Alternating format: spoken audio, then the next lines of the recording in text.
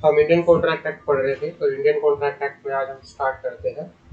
हमने कल एग्रीमेंट पढ़े थे कि भाई कोई भी एग्रीमेंट जिसमें कोर्जन आ जाए, जिसमें अनड्यू इन्फ्लुएंस आ जाए, जो कोई वेजरिंग एग्रीमेंट आ जाए, वो सारे के सारे क्या होते हैं, वो वॉइड एग्रीमेंट होते हैं। अब वॉइड एग्रीमेंट क्या होते हैं बात करते हैं। वॉइड एग्रीमेंट क्या होते हैं इंडियन कॉन्ट्रैक्ट एक्ट के अंदर। वॉइड एग्रीमेंट,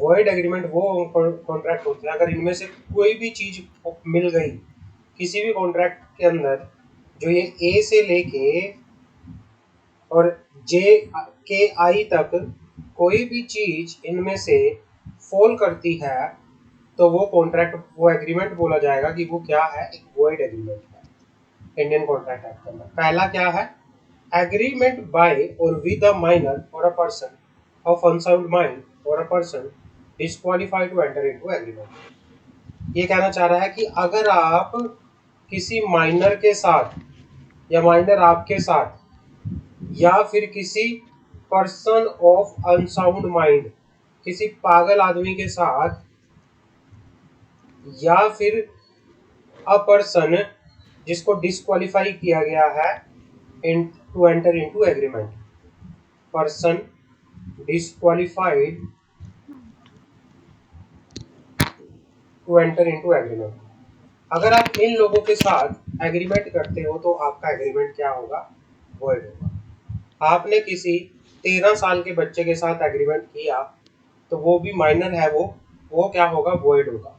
आपने किसी पागल आदमी के साथ, आपने किसी शराबी के साथ एग्रीमेंट किया जब वो अपनी मेंटल स्टेट में नहीं था, वो एग्रीमेंट भी क्या होगा, वॉइड होगा।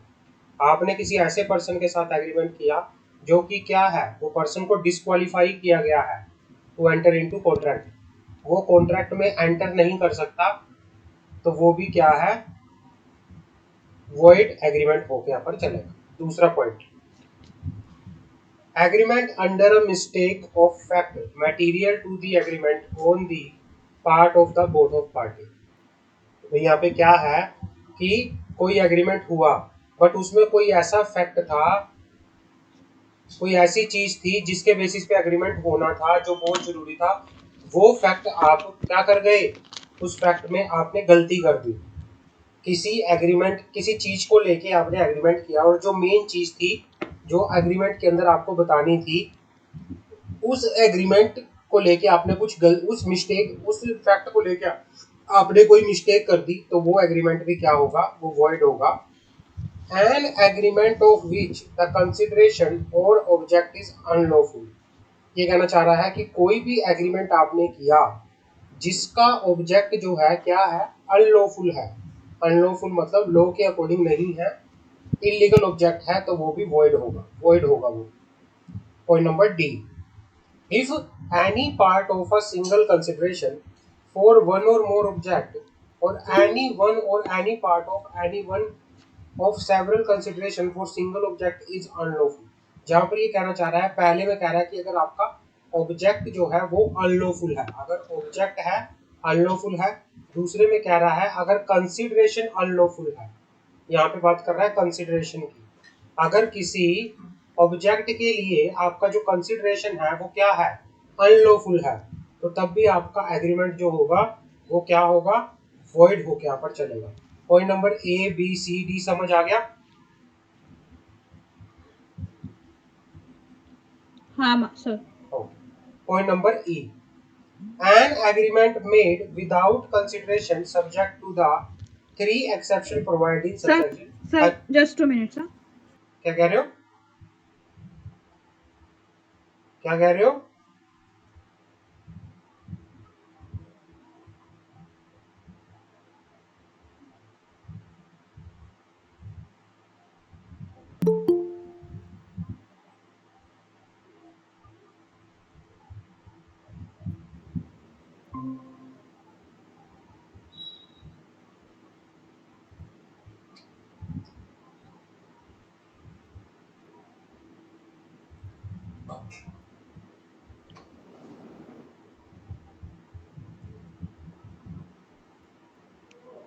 क्या? हाँ, नहीं आ पाऊंगी।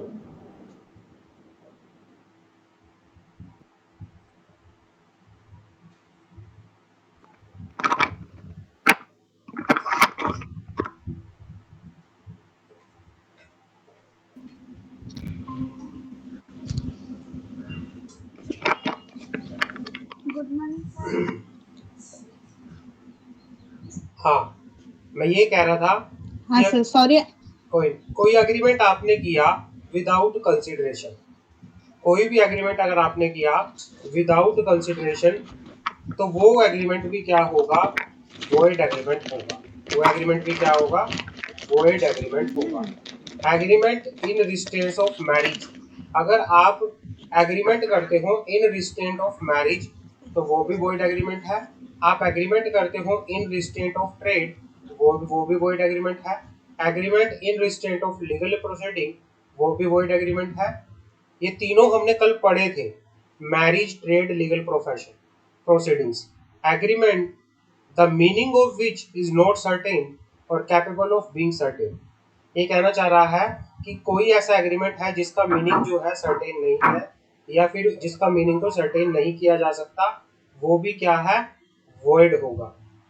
वेजरिंग एग्रीमेंट, वेजरिंग एग्रीमेंट भी क्या होते हैं, वॉइड होते हैं। An agreement to enter into a agreement in future, मैं ये कहना चाह रहा है कि कोई एग्रीमेंट आपने एंटर किया किसी एग्रीमेंट को फ्यूचर में करने के लिए, तो वो भी वॉइड है। An agreement to do an act impossible in itself, कोई आपने एग्रीमेंट किया जो खुद में ही क्या है, इम्पॉसिबल है, जो खुद में ही क्या है, इम्पॉसिबल है, तो वो एग्रीमेंट भी क्या होंगे, वो वॉइड होंगे। कोई ऐसा एग्रीमेंट का नाम बता सकते हैं जो इम्पॉसिबल है, बताओगे? कोई आप एग्रीमेंट करते हो जो इम्पॉसिबल है, ऐसा हो ही नहीं सकता। एक पर्सन आपको प्रॉमिस करता है, दो पार्टी हैं, एक ने प्रॉमिस किया, क्या है, ए ने प्रॉमिस किया बी को, ए एक लड़का है, बी एक लड़की है। ए ने बी को प्रॉमिस किया कि मैं तुम्हारे लिए चांद तारे तोड़ के ले आऊंगा, क्या ऐसा हो सकता है? अगर इस तरह का कोई एग्रीमेंट हुआ है, ए ने बी को बोला कि भाई मैं तुम्हारे लिए चांद तारे तोड़ के ले आऊंगा, तो क्या ऐसा हो सकता है? ये इम्पॉसिबल है। अपने आप में ही ऐसे एग्रीमेंट इम्पॉसिबल होते हैं। इंडियन कॉन्ट्रैक्ट एक्ट के अंदर ऐसे कॉन्ट्रैक्ट जो होते, ऐसे एग्रीमेंट जो होते हैं वो वॉइड होते हैं, वॉइड। क्लियर है?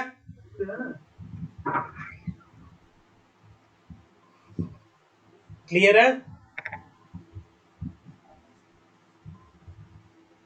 हाँ ऐसे सर। ऐसे एग्रीमेंट वॉइड होते हैं। तो समझ आ गया कौन कौन से एग्रीमेंट वॉइड होते हैं। वो एग्रीमेंट जो अनलॉफुल होते हैं, वो एग्रीमेंट जिनका कंसिडरेशन अनलॉफुल होता है, वो एग्रीमेंट जिनमें कंसिडरेशन नहीं होता, वो एग्रीमेंट भाई जो क्या होते हैं, इन रिस्ट्रेन ऑफ मैरिज होते हैं, इन रिस्ट्रेन ऑफ ट्रेड होते हैं, इन रिस्ट्रेन ऑफ लीगल प्रोसीडिंग होते हैं। और जो सर्टेन नहीं होते, जो वेजरिंग एग्रीमेंट होते हैं, कोई भी एग्रीमेंट जो फ्यूचर के लिए बनाए जाते हैं, या कोई भी ऐसा एग्रीमेंट जिन जो पूरे होना इम्पॉसिबल होता है, तो वो क्या कहना चाह रहा है यहाँ पे, वो कहना चाह रहा है वो सारे के सारे वॉइड होके यहाँ पर चलते हैं। क्लियर है?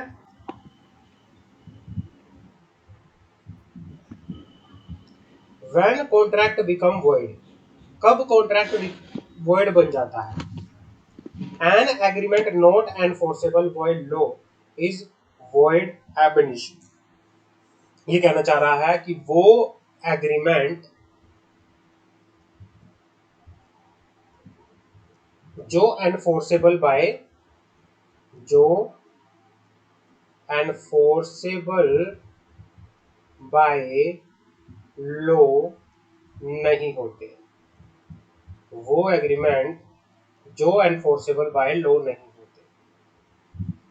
Contract which cease to be enforceable by law become void when it cease to be enforceable. कोई भी ऐसा कॉन्ट्रैक्ट था जो अब क्या है, पहले तो एनफोर्सेबल था बट अब क्या हो गया है, cease to be enforceable, cease to be, अब वो एनफोर्सेबल नहीं रहा।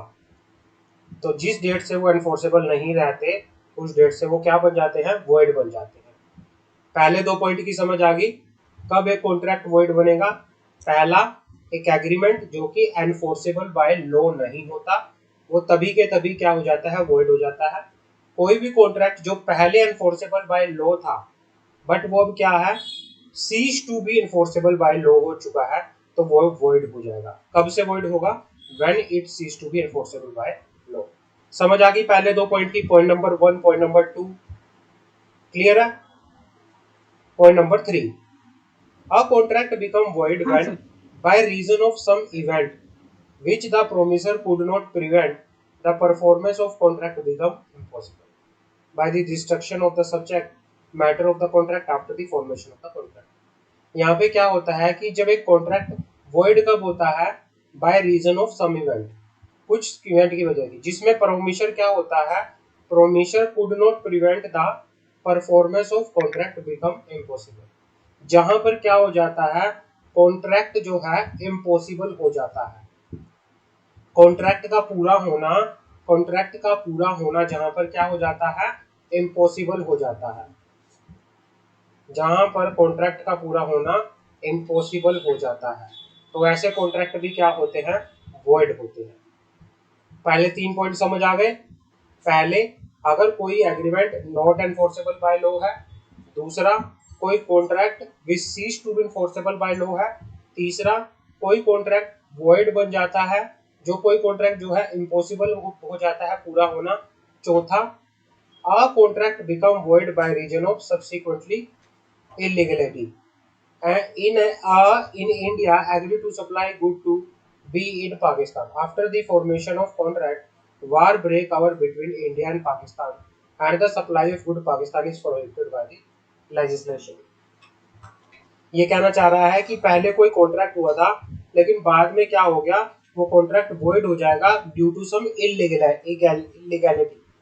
भाई पहले लोग पाकिस्तान में गुड्स को सप्लाई करते थे, लेकिन जब से युद्ध हुआ उसके बाद से आप पाकिस्तान के अंदर कुछ भी सप्लाई नहीं कर सकते, वो इलीगल माना जाएगा। तो अगर इस तरह का कुछ होता है तो कॉन्ट्रैक्ट क्या हो जाता है, वॉइड हो जाता है, वॉइड। समझ आ गई। पहले 4 पॉइंट क्लियर है।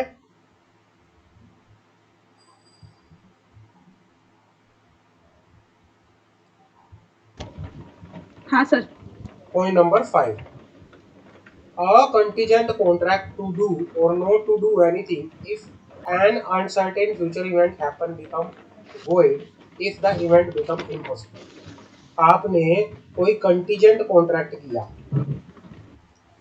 आपने कोई कंटीजेंट कॉन्ट्रैक्ट किया, आपने कोई कंटीजेंट कॉन्ट्रैक्ट किया और वो कुछ करने के लिए, कुछ ना करने के लिए। भाई अगर फ्यूचर में कोई चीज होगी तो मैं आपके लिए ये चीज करूंगा। अब वो फ्यूचर में है, वो अनसर्टेन है, वो सर्टेन नहीं है, वो अनसर्टेन है। फ्यूचर में कुछ भी जो आप कुछ करने का प्रॉमिस करते हो किसी को और वो फ्यूचर के ऊपर डिपेंड कर रहा है, कंटीजेंट है, वो हो भी सकता है नहीं भी हो सकता। तो भाई ऐसी सिचुएशन में अगर कोई एग्रीमेंट होता है, कोई कॉन्ट्रैक्ट होता है, तो वो वॉइड माना जाएगा। आप फ्यूचर में कुछ ऐसी चीज, फ्यूचर का किसको पता, आपके किसी फ्रेंड ने या आपके घर में से किसी ने बोल दिया आपके 25th बर्थडे पे मैं आपको एक कार गिफ्ट करूंगा। इस तरह का अगर कॉन्ट्रैक्ट हो गया, इस तरह का अगर कोई कॉन्ट्रैक्ट हुआ, तो भाई क्या होता है, वो कॉन्ट्रैक्ट क्या होते हैं, वॉइड होते हैं, क्योंकि ऐसे चीज होना अनसर्टेन होता है। अगर ऐसा इवेंट होना इम्पॉसिबल हो जाता है कि भाई लग रहा है कि नहीं होगा, तो वो कॉन्ट्रैक्ट भी वॉइड हो जाते हैं। समझ आ गई।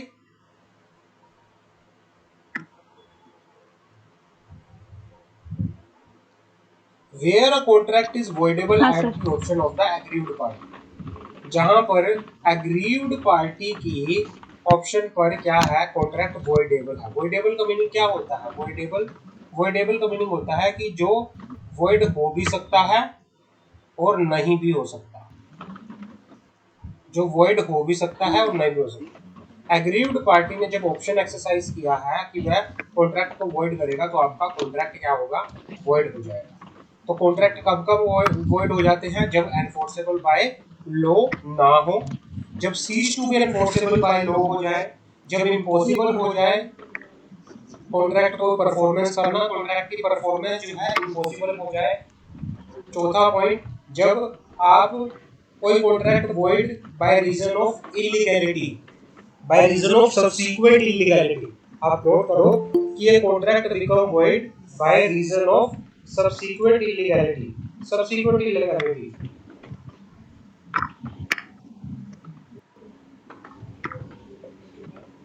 हाँ, सबसीक्वेंट इलीगैलिटी की वजह से आपका कॉन्ट्रैक्ट जो है वॉइड हो गया है। तो ये सारी चीजें फिर आपको देखेंगे कि आपका कॉन्ट्रैक्ट किन किन चीजों में वॉइड है। क्लियर है? आगे बढ़े। वॉइड कॉन्ट्रैक्ट, वॉइड अग्रीमेंट और वॉइड कॉन्ट्रैक्ट पता चल गया। एक अग्रीमेंट का वॉइड होगा और एक कॉन्ट्रैक्ट का वो वॉइड होगा। क्लियर है?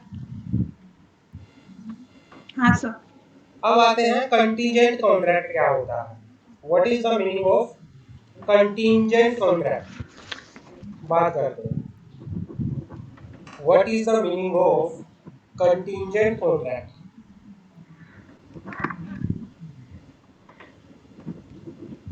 As per section 31, contingent contract is a contract to do or not to do something. Contingent contract क्या होता है, वो ऐसा कॉन्ट्रैक्ट होता है कुछ करने के लिए या कुछ ना करने के लिए कोई कॉन्ट्रैक्ट होता है। If some event collateral to such contract does or does not happen, for example a contract to sell B 10 bales of cotton for ₹20,000 if the ship by which they are coming returns safely. This is a contingent contract. Contract of insurance and contract of indemnity and guarantee are popular instances of contingent contract. Contingent contract वो contract होते हैं, contingent contract वो contract होते हैं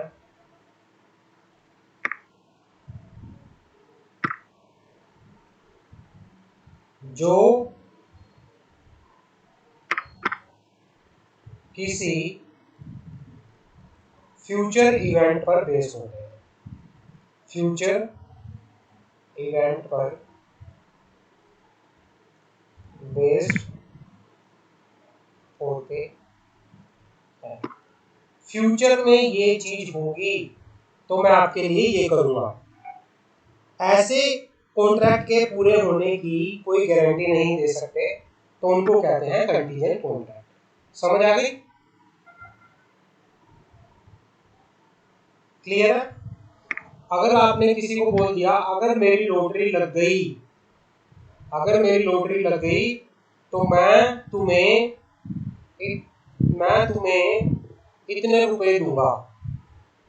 अपने भाई को किसी मिस्टर ए ने मिस्टर बी को प्रॉमिस किया अगर मेरी 5 करोड़ की लॉटरी लग गई तो मैं तुम्हें 1 करोड़ रुपया दूंगा।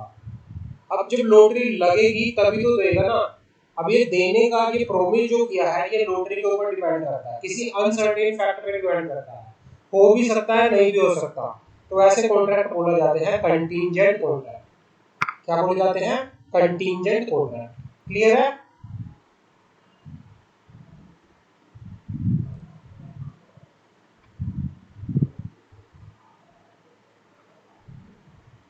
आगे बढ़ते हैं। क्वेजी कॉन्ट्रैक्ट क्या होते हैं? What is the meaning of quasi contract? Quasi contract, a valid contract must contain certain essential elements such as offer and acceptance, capacity to contract, consideration, free consent.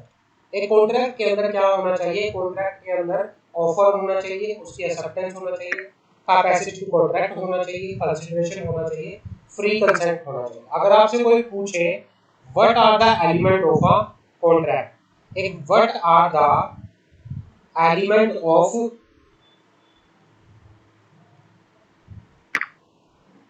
Valid contract, what are the element of a valid contract?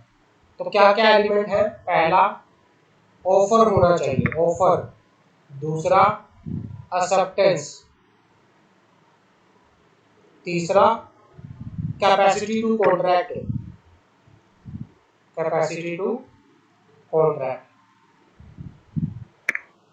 चौथा consideration.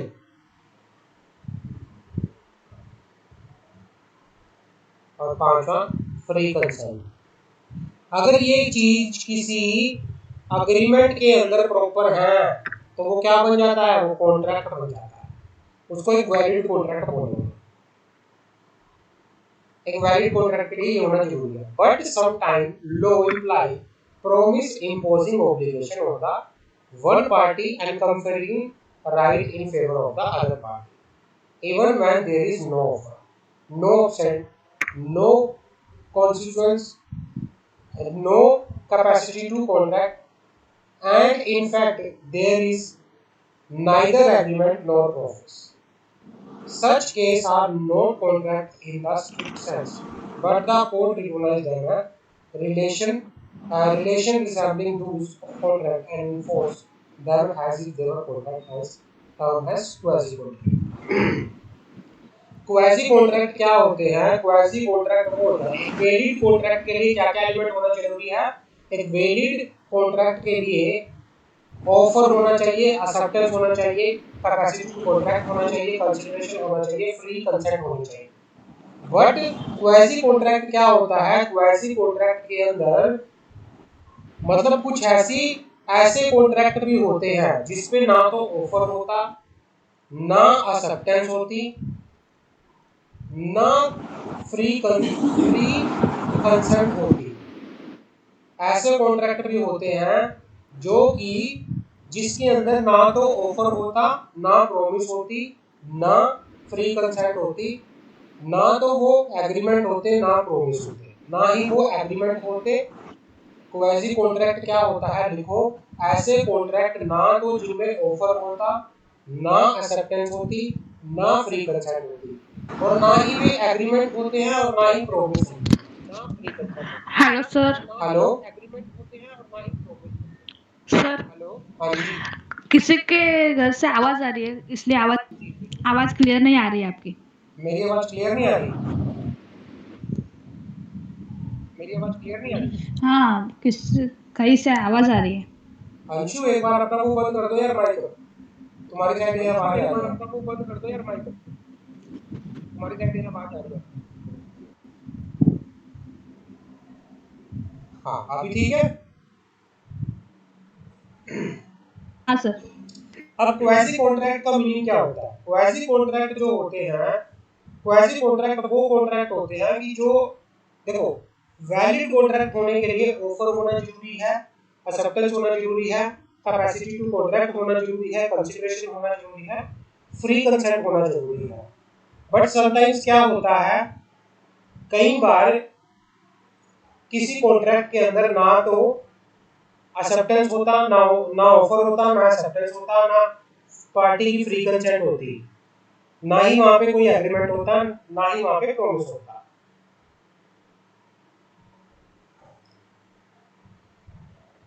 अगर मैं real sense की बात करूं, ऐसे contract नहीं होते, but court कई बार इनको क्या कह देती है? इनको कॉन्ट्रैक्ट बोल देती है। कोर्ट इनको रिकॉग्नाइज कर देती है कॉन्ट्रैक्ट। ऐसे कॉन्ट्रैक्ट को बोला जाता है क्वाजी कॉन्ट्रैक्ट, जिसको कोर्ट क्या करती है? एनफोर्स करती है। But the court recognise them as relation resembling those of contract, resembling of contract. जहां पर कोर्ट उनको रिसेंबलिंग ऑफ कॉन्ट्रैक्ट करती है तो वो क्वाजी कॉन्ट्रैक्ट बन जाते हैं। A quasi contract rests on the equitable principle that a person shall not be allowed to enrich himself unjustly at the expense of another. In truth, it is not a contract at all, it is an obligation which the law creates in absence of any agreement. Then any person is in the possession of person money, or it is equivalent under such circumstances that inequity and put concise, he ought not to retain it, and which is in justice and fairness belong to the other. ये कहना चाह रहा है, note करो, ये क्या कहना चाह रहा है,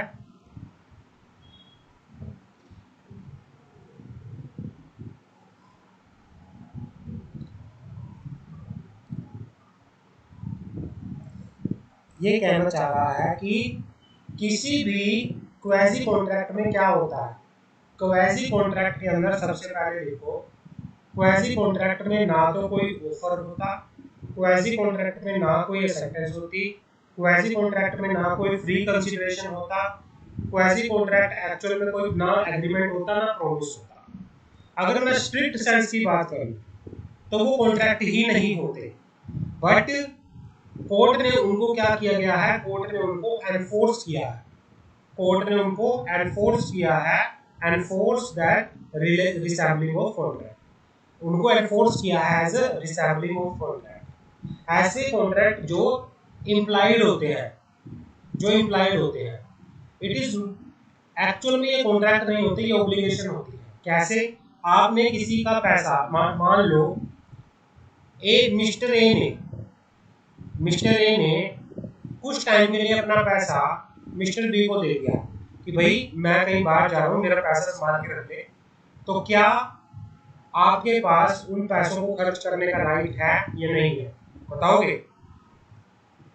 आपके पास उन पैसों को खर्च करने का राइट है या नहीं है? नहीं है। आप एक ऑब्लिगेशन के अंदर हो, आप ये भी नहीं कह सकते कि ये मेरा पैसा है, नहीं।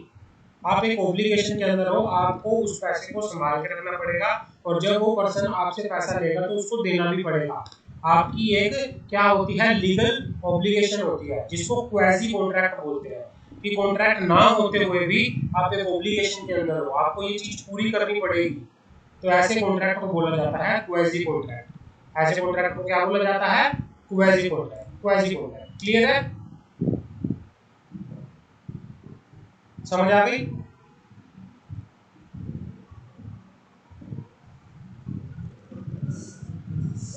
आगे बढ़ते हैं। क्वेजी कॉन्ट्रैक्ट समझ आ गया? क्वेजी कॉन्ट्रैक्ट समझ आ गया या आगे अभी नहीं आया? अच्छा मतलब एक बात बताओ, क्वेजी कॉन्ट्रैक्ट के अंदर क्या ऑफर होता है? क्वेजी कॉन्ट्रैक्ट के अंदर क्या कोई ऑफर होता है? नहीं सर। क्या कोई एक्सेप्टेंस होती है? क्वेजी कॉन्ट्रैक्ट के अंदर क्या कोई ऑफर होता है? नहीं सर। क्या कोई एक्सेप्टेंस फ्री कंसेंट पार्टी की होती है? क्या कोई फ्री कंसेंट पार्टी की होती है? इसमें ना कोई फ्री कंसेंट होती है, इसके अंदर ना कोई एग्रीमेंट होता, इसके अंदर ना कोई प्रॉमिस होता, एग्रीमेंट होता। It is only enforceable by the courts, it is only enforceable by the court. ये इम्प्लाइड होते हैं, क्वेजी कॉन्ट्रैक्ट जो होते हैं इम्प्लाइड होते हैं, implied. It is an obligation, quasi contract जो होते हैं ऑब्लिगेशंस होती हैं, एक पार्टी की दूसरी पार्टी के लिए ऑब्लिगेशन होती है। क्वेजी कॉन्ट्रैक्ट क्या होता है? इसमें एक पार्टी की ऑब्लिगेशन होती है, one parties obligation for the other party, one parties obligation.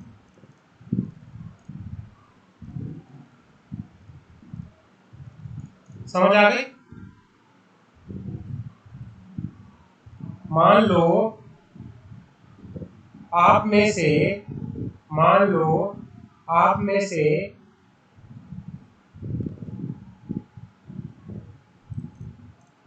Anshu ने सलोनी को, इसने आपको 5,000 रुपया दिया, ये कहा कि भाई मैं आपको 5,000 रुपया देती हूँ, कुछ टाइम के लिए अपने पास रख लो।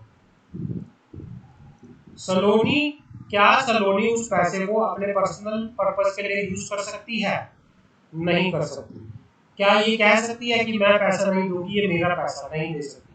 आपकी ऑब्लिगेशन है, आप सिर्फ उस पैसे को अपने पास रखोगे और जब अंशु आपसे मांगेगी तो आपको देना पड़ेगा। आपके बीच में ये क्वाजी कॉन्ट्रैक्ट है। क्लियर है? कॉन्ट्रैक्ट ना होते हुए भी आपके अंदर क्या है? कॉन्ट्रैक्ट। आगे बढ़ते हैं। डिस्चार्ज और termination of contract. Discharge, discharge और टर्मिनेशन, कॉन्ट्रैक्ट का खत्म होना, इसको बोला जाता है एक कॉन्ट्रैक्ट का खत्म होना। खत्म होना, एक कॉन्ट्रैक्ट का खत्म होना। डिस्चार्ज और टर्मिनेशन ऑफ कॉन्ट्रैक्ट का मीनिंग होता है एक कॉन्ट्रैक्ट का खत्म होना। A contract is said to be discharged or terminated when the right and obligation arise of the contract are established. भाई एक कॉन्ट्रैक्ट कब खत्म माना जाता है? एक कॉन्ट्रैक्ट को तब बोला जाएगा कि वो खत्म हो चुका है जब उससे रिलेटेड जो राइट होते हैं, जो उससे रिलेटेड ऑब्लिगेशन होती हैं, वो भी क्या हो जाती हैं? खत्म हो जाती है। एक्सटिंग्विश का मीनिंग होता है खत्म होना। कॉन्ट्रैक्ट में बी डिस्चार्ज और terminated by any of the following. एक कॉन्ट्रैक्ट जो होता है वो इनमें से कौन कौन से मोड्स की तरह से खत्म किया जा सकता है, किन किन तरीकों से खत्म किया जा सकता है? एक कॉन्ट्रैक्ट को किन किन तरीकों से खत्म किया जा सकता है? पहला है परफॉर्मेंस ऑफ कॉन्ट्रैक्ट। भाई जिस पर्पस के लिए कॉन्ट्रैक्ट किया गया था वो पर्पस जो है पूरा हो गया। परफॉर्मेंस का मीनिंग होता है कॉन्ट्रैक्ट का पर्पस पूरा हो जाना। दूसरा म्यूचुअल कंसेंट ऑफ एग्रीमेंट। भाई दोनों पार्टी ने म्यूचुअल कंसेंट से क्या कर लिया? एग्रीमेंट खत्म कर दिया। लैप्स ऑफ टाइम, मान लो 2 महीने के लिए कॉन्ट्रैक्ट था, खत्म हो गया टाइम, अब वो क्या हो जाएगा? खत्म हो गया। ऑपरेशन ऑफ लॉ, किसी लॉ की वजह से, लॉ के ऑपरेशन की वजह से एग्रीमेंट खत्म हो गया है। इम्पॉसिबिलिटी ऑफ परफॉर्मेंस, भाई आपको लग रहा है कि जो कॉन्ट्रैक्ट है उसको पूरा नहीं किया जा सकता, तब भी कॉन्ट्रैक्ट क्या हो जाएगा? टर्मिनेट हो जाएगा। ब्रीच ऑफ कॉन्ट्रैक्ट, कॉन्ट्रैक्ट क्या हो गया? आपने किसी कॉन्ट्रैक्ट की टर्म्स एंड कंडीशन को तोड़ दिया तो वहां पे भी कॉन्ट्रैक्ट जो है टर्मिनेट हो जाएगा। वहां पे भी कॉन्ट्रैक्ट जो है टर्मिनेट हो जाएगा। क्लियर है? समझ आ गया कब कब आपका कॉन्ट्रैक्ट जो है खत्म हो सकता है? तो ये है कि जब आपका पर्पस जो है पूरा हो जाए, परफॉर्मेंस ऑफ कॉन्ट्रैक्ट हो जाए, म्यूचुअल कंसेंट हो, जहां पे पार्टी आपस में डिसाइड करके एग्रीमेंट को क्या करनी है? खत्म करनी है। Lapse of time, time period खत्म हो चुका है। ऑपरेशन ऑफ लॉ की वजह से, लॉ के होने की वजह से कॉन्ट्रैक्ट खत्म हो रहा है। इम्पॉसिबिलिटी ऑफ परफॉर्मेंस, कि जहां पर आपको लगता है कि भाई कॉन्ट्रैक्ट नहीं फुलफिल नहीं हो सकता। और ब्रीच ऑफ कॉन्ट्रैक्ट का मीनिंग है कि जहां पर आपने कॉन्ट्रैक्ट की टर्म्स एंड कंडीशन को तोड़ा। समझ आ गई? क्लियर है? आगे बढ़े।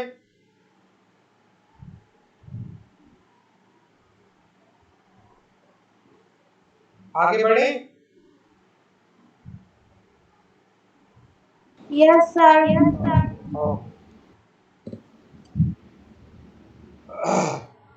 आगे बढ़ते हैं। डिस्चार्ज बाय द इम्पॉसिबिलिटी और frustration. Discharge by the impossibility और फ्रस्ट्रेशन बात करते हैं। In India, the doctrine of frustration is primarily looked at as contained in Section 30 and Section 56 of the Agreement. The court usually give relief on the ground of subsequent impossibility when it finds that the whole purpose of the contract was frustrated by the instruction occurrence of an event that was not contemplated by the party. ये कहना चाह रहा है कि भाई discharge का meaning है यहाँ पर खत्म होना। खत्म होना, भाई एक कॉन्ट्रैक्ट जो है इम्पॉसिबिलिटी की वजह से या फ्रस्ट्रेशन की वजह से क्या हो गया है? खत्म हो गया। एक कॉन्ट्रैक्ट का इम्पॉसिबिलिटी की वजह से या फिर किसी फ्रस्ट्रेशन की वजह से खत्म हो जाना।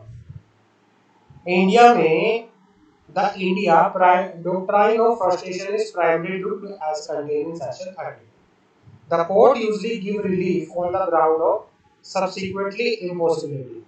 When it finds that the whole purpose of the contract was frustrated by the occurrence of event that was not contemplated by the party. The court also grant relief where one of the party was or could have been aware of such contingency happening and other party was not.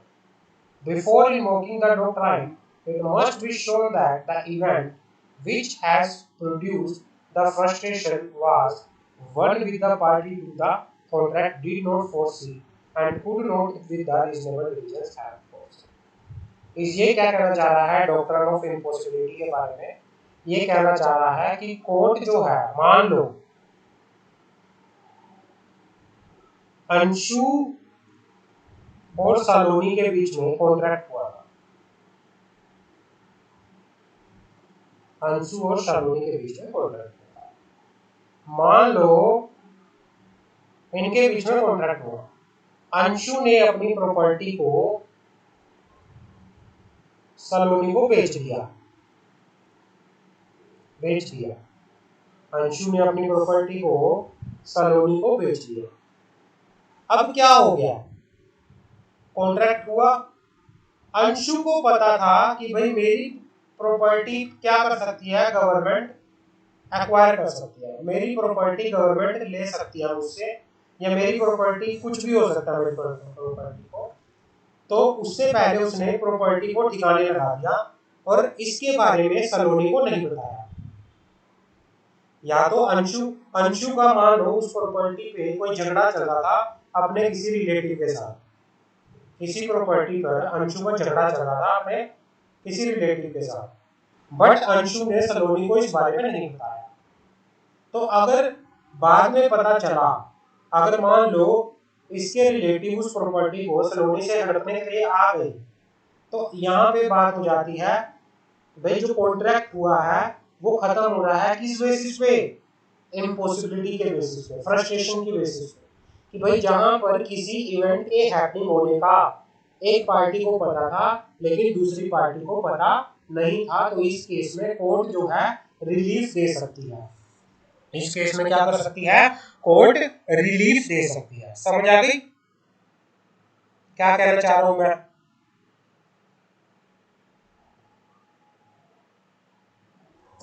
समझ आ रही है मैं क्या कहना चाह रहा हूं? हाँ सर। हाँ, नेटवर्क इशू है आज काफी।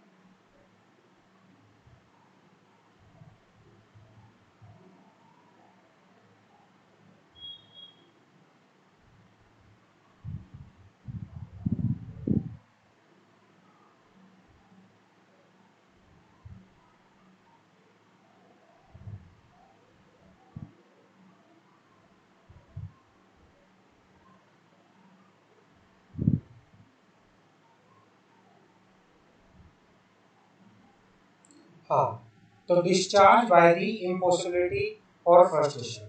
In India, the doctrine of frustration, the doctrine of impossibility is primarily looked as contained in section. इसको या तो doctrine of impossibility कह सकते हो या doctrine of frustration कह सकते हो। In India, the doctrine of frustration is primarily looked at contained in section 32 and section 56 of the Act. The court usually give relief on the ground of subsequent impossibility. When it finds that